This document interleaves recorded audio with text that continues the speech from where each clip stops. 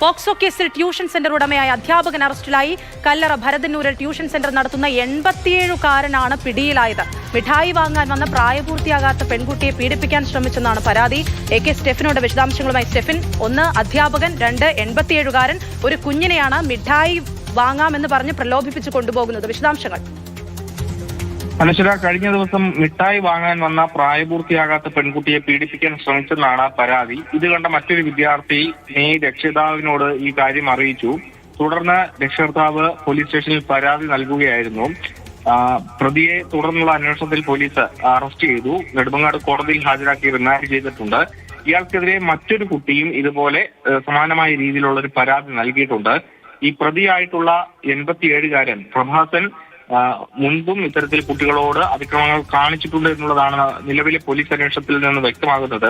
ഏറ്റവും പ്രധാനപ്പെട്ട ഒരു കാര്യം, ഇദ്ദേഹം ഒരു ജനപ്രതിനിധിയായിരുന്നു മുൻപ്. 2001-ൽ പാലക്കാട് പഞ്ചായത്തിൽ പാങ്ങോട് പഞ്ചായത്ത് മെമ്പറും അതോടൊപ്പം തന്നെ CPIയുടെ ഭരതന്നൂർ മുൻ ലോക്കൽ കമ്മിറ്റി സെക്രട്ടറിയുമായിരുന്നു ഈ പ്രതിയായിട്ടുള്ള 87-കാരൻ. ഏതായാലും പ്രതിയെ കോടതിയിൽ ഹാജരാക്കി റിമാൻഡ് ചെയ്തു. ശരി, AK സ്റ്റെഫിൻ